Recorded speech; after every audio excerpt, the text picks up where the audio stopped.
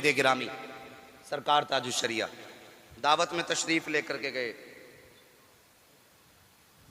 मिजाज है कुर्सी पे बैठ के खाने का, आजकल कुर्सी पे बैठ के खाने का मिजाज। हजरत के लिए भी कुर्सी डाली गई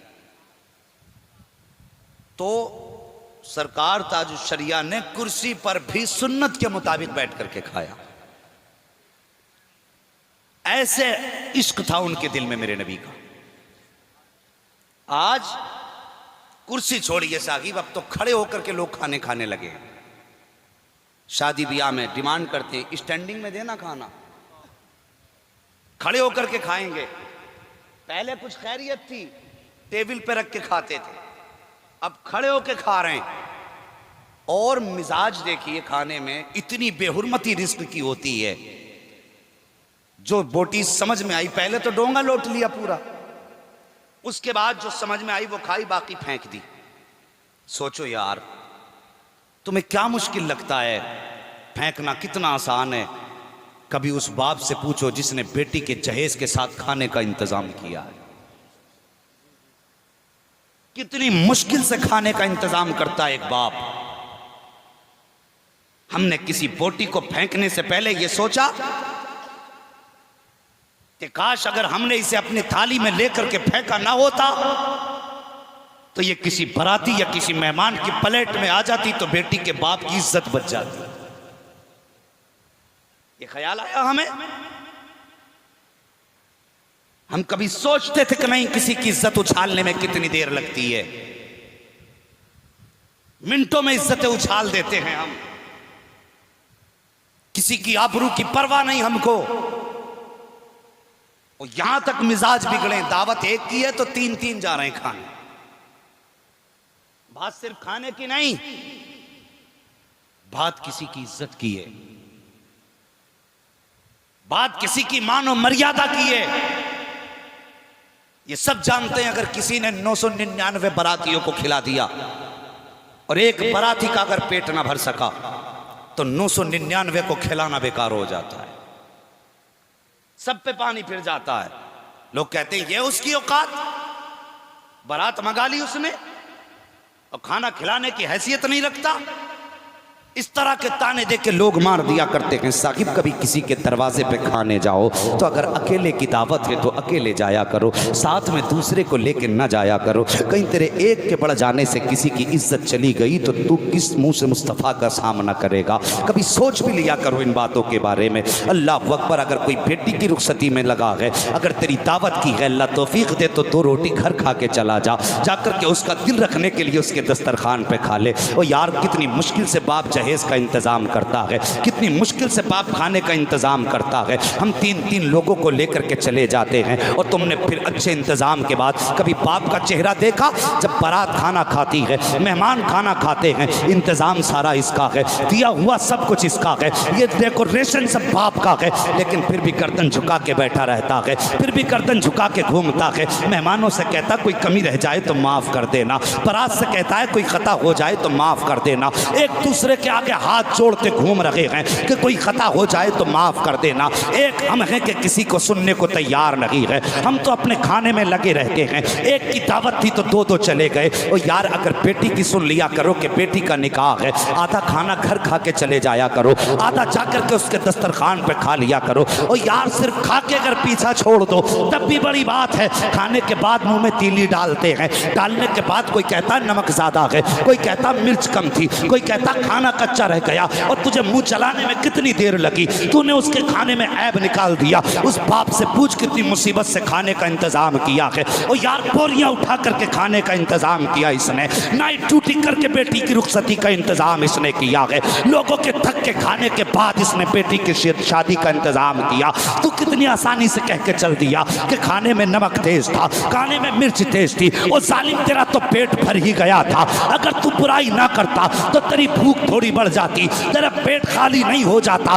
लेकिन तूने बुराई करके जो खाया है उस पे पानी डाल दिया है। और सुन, इस्लाम ये नहीं है, इस्लाम ये है कि अगर तूने उसके दस्तरखान पे खाया था, खाने में कमी भी रह गई थी, अगर तुझसे पूछा था किसी ने कि खाने में कोई कमी तो नहीं है और तू तो खा ही चुका था, कम से कम बाप को खुश करने के लिए तेरे दो पोरुओं के होठ हिल जाते और तू कह देता कोई कमी नहीं है, माशाअल्लाह सब कुछ अच्छा है।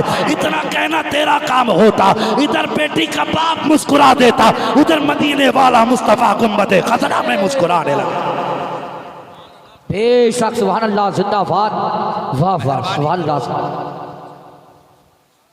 किसी के खाने में ऐब न निकाला करो, किसी के मेहनत की चीज पे ठोकर न मारा करो।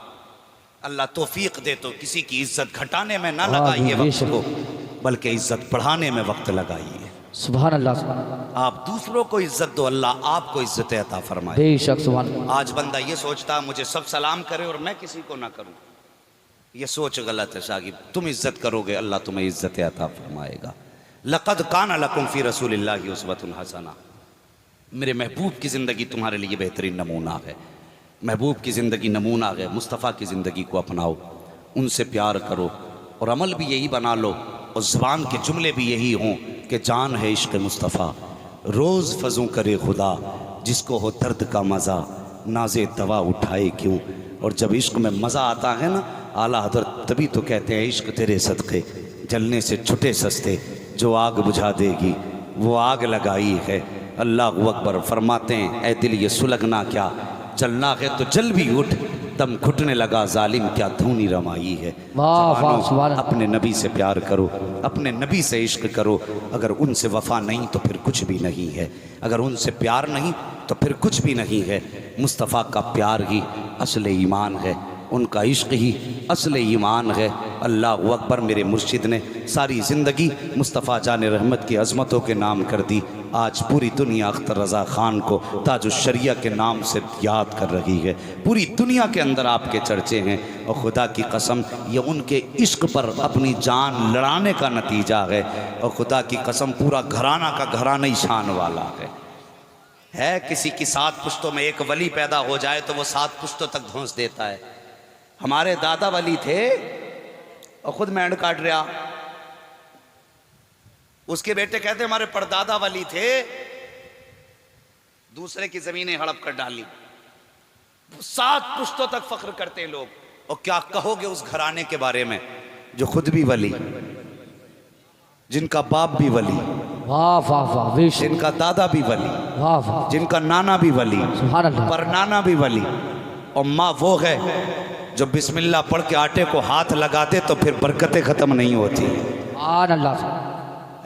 अगर पीछे एक आदमी पढ़ा लिखा हो जाए 7 पुश्तों तक धमकी दे रहा, और यहां तो अगर देखो तो 7 पुश्तों तक सब वली हैं, लेकिन धमकी किसी से नहीं, मेरा बाप वली है। सिर्फ एक बच्चे का मिजाज जो था, इस खानदान के एक बच्चे का मिजाज अगर फख्र था ना तो मुस्तफ़ा जान रहमत की ज़ात पे फख्र था। कभी दादा की ज़ात पे फख्र नहीं किया, कभी परदादा की ज़ात पे फख्र नहीं किया। और यार कुर्बान जाए, ये तन्हा वो वाहिद खानकाह है जिस खानकाह में आज भी पर्दे की सख्ती की जाती है। वरना ऐसा ऐसा लड्डू सा टेढ़ा सा मोड़ा सा ऐसा पीर चल नहीं रहे, सजदे ही करवा रहे आप वीडियो में है, पूरा मसलक बदनाम करके डाल दिया। सजदे करवा रहे हैं, पैर चुमवा रहे हैं, हया कर यार। मुफ्ती आजम हिंद की बारगाह में अगर कोई आ जाती थी ना औरत, तो डायरेक्ट लाहौल पढ़ा करते। और खुद मैंने ताजुश्शरिया अलैहि रहमत व रिजवान को देखा, जब हम पढ़ने जाते थे तो किसी ने कहा हजरत वो औरतें आपसे सर पे हाथ रखवाना चाहती हैं। आपने कहा ला हौल वला कुव्वता इल्ला बिल्लाह, यहां पे किसी औरत को अंदर मत लाना। ये सख्ती थी मिजाज में। आज तो पीर ढूंढ रहा औरतों को, और औरतें ऐसा पीर ढूंढ रही हैं जो सर पे हाथ रखे। और मेहरबानी करो, ये पीरा मुरीदी खत्म करो। सच तो ये है कि मज़ार पे अगर औरत जाती है तो सिवाय लानत के कुछ नहीं मिलता है। घर बैठ जा, मुसल्ला बिछा दे, कुरान का एक पारा पढ़ ले, अगर वो भी ना पढ़ सके सिर्फ एक रुकू पढ़ दे, अगर वो भी ना पढ़ सके दुरूद याद हो 3 मरतबा दुरूद पाक पढ़ दे। जिस वली से मोहब्बत है हाथ उठा के उसकी बारगाह में सवाब भेज दे। और खुदा की कसम मज़ार पे आने वालों से इतना खुश नहीं होता जितना दूर से दुरूद भेजने वालों पे खुश होता है। वाह वाह वाह, जिंदाबाद, बेशक सुभान अल्लाह। बदलिए तरीके, तो हालात ये हैं, सजदे करवा रहे हैं लोग, उम्मत को तबाह कर दिया। और इतने सादा दिल लोग ऐसे लोगों को मेहमान बनाते हैं घर में। ऐसे लोगों से मतलब ही क्या है? जो मसला के अहले सुन्नत, मसला के आला हजरत पे नहीं, वो हमारा नहीं हो सकता है। चाहे 7 पुश्ते नहीं 70 पुश्ते वलियों की गुजरी हो, उससे सरोकार नहीं। तू क्या है, हमें उससे मतलब है। मेहरबानी करें, ऐसे लोगों का कतन बाइकाट करें जो मुस्तफ़ा के दीन से खिलवाड़ कर रहे हैं, जो आका की शरीयत के साथ खेल रहे हैं। 36 अंगूठी पहन ली, कमाल कोई नहीं आया है। और वो पूरी जिंदगी चटाई पे बैठ के नबी नबी के नारे लगाते रहे, और कमाल इतना आ गया, जबान से कहने की देर होती थी, बदलने में वाकई को देर नहीं हुआ करती थी। ये उनके घराने की शान। सरकार मुफ्ती आजम हिंद, इनके नाना की कहानी सुनाओ।